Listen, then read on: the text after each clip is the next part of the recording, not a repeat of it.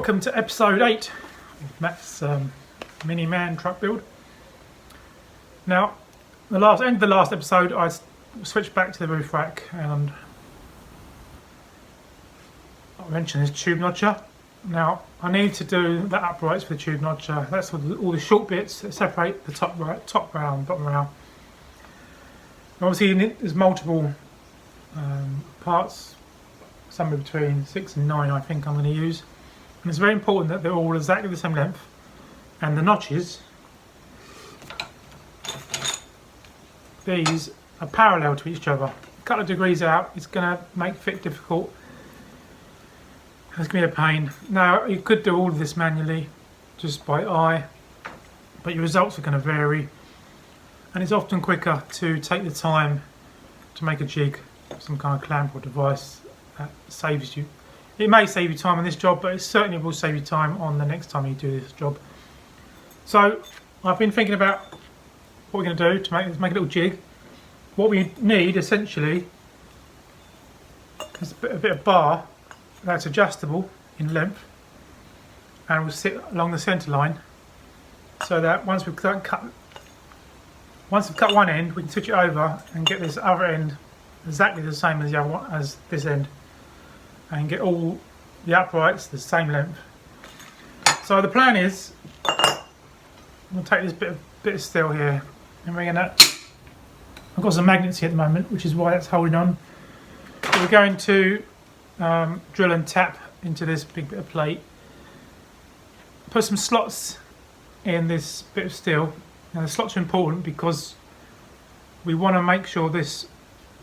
Eventually, we're going to have a bit of this tube on here, which is adjustable. So we're going to put some slots along here.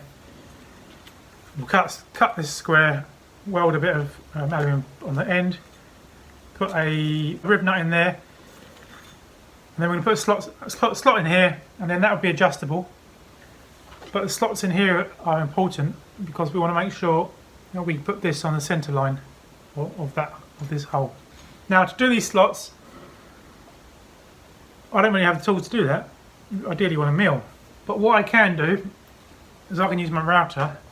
I'm going to get an old drill bit and I'm going to turn that into a mill cutter, an end mill, to do these slots. Now this is a bit cutting steel with a router, maybe not ideal, but we're going to give it a go. Can't see why.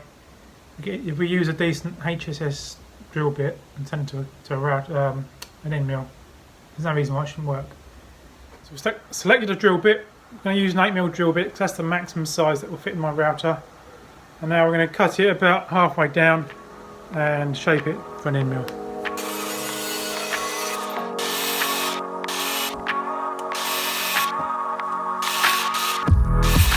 So we've cut it off, and then we've kind of cut this kind of V in it so that these edges, this is the cutting edge, they stand proud, and that's what's going to contact the material.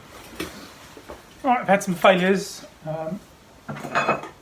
My skills at producing a mill from a drill bit are obviously lacking and need improving.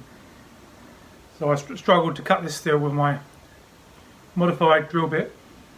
I then switched to a router bit, not expecting a lot, and I gave up. I haven't cut most of my way through, it's just one slot. So I then thought, okay, let's do it out of aluminium. Aluminium is softer, it'll be easier to cut. I started to make this, and then the cutter decided to die, just sheared off. Got too hot, my fault really. So I'm running out of options to make a slot, so I just had an idea. Instead of cutting a slot, why don't I make a slot?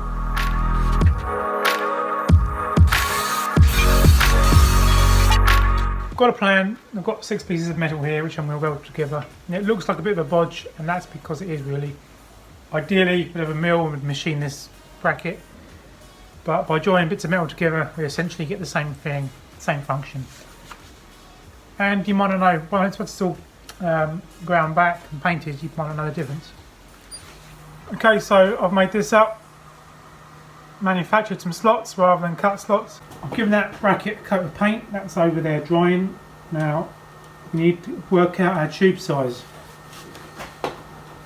So we've got our bracket across here. It needs to reach across the centre. So 130mm is going to be plenty. So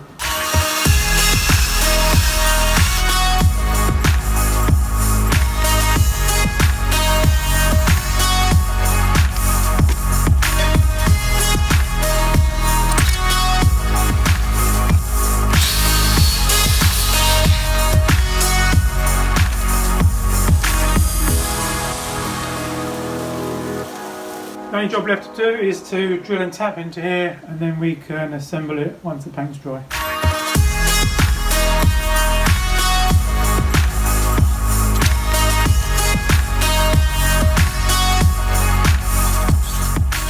Finished the little tool. Not tested it yet, but it seems like it's going to work well. So just mounted to the side. We've got this bit of tube here, obviously, so we've got a notch, a tube notch. It will sit in here and then keep it in the same plane. So this notch and that notch are exactly the same.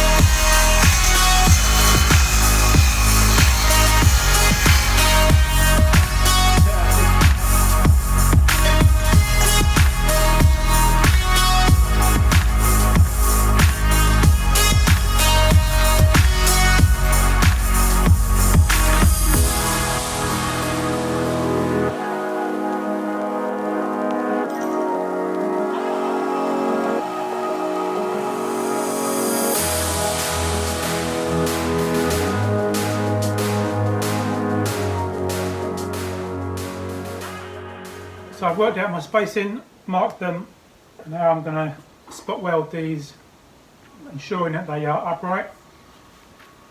I'm going to spot weld them, all of them around, and then we'll weld them up, sit the new piece, sit the top bar on, and then we'll have a roof rack.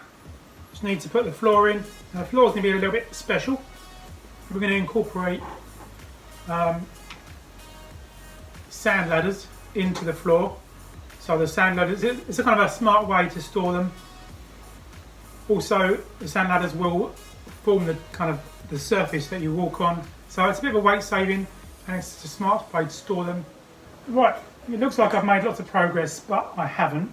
All I've done is spot welded these front ones in.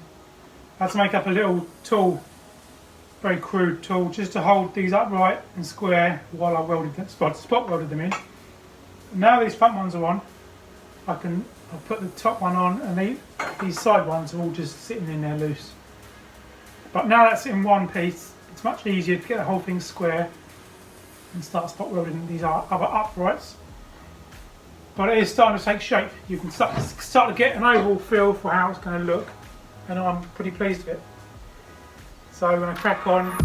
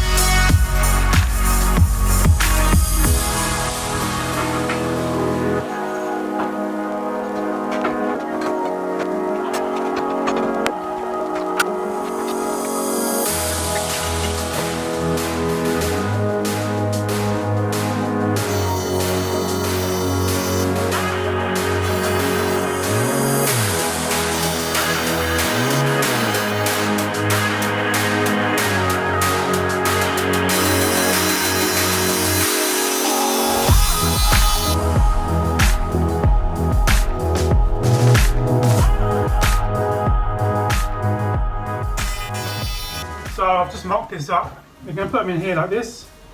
Going to put these box sections in to create a surround, somewhere for it to sit, a support underneath, and then we'll weld in some little bits of plate in the corners so they sit on there. Then we'll have some kind of large wing nut just to hold them in position, and then we'll put some checker plate around the edges.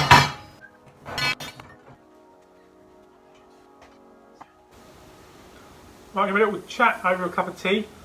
And maybe some of you are thinking about making your own roof rack, or maybe you're thinking you can't make your own roof rack because you don't have the space, or maybe you don't have the equipment or the skills. Space, that is always a problem. But if you're thinking you can't do it because you don't have the equipment or skills, think again. Equipment, you can buy a MIG welder or an old TIG welder reasonably cheap, probably a few £100, a few $100. Aluminium tends to be much more expensive in terms of the equipment needed, and it is a little bit harder to do. The steel is much easier, but my point is, don't be put off, because you can learn this in a couple of days welding. Just dedicate a bit of time. The more you do, the better you're going to get, and you can make your own roof rack. The hardest part about this is not the welding, it's getting everything square and straight. Just take the time. Right, we've cut these cross members and we've notched my hole saw and welded them onto here. Set our spacing using a bit of 3mm sheet to set a bit of space so that these aren't tight. A bit of movement, of course they're just going to drop in there once it's finished. So I'm just going to tack weld these on now.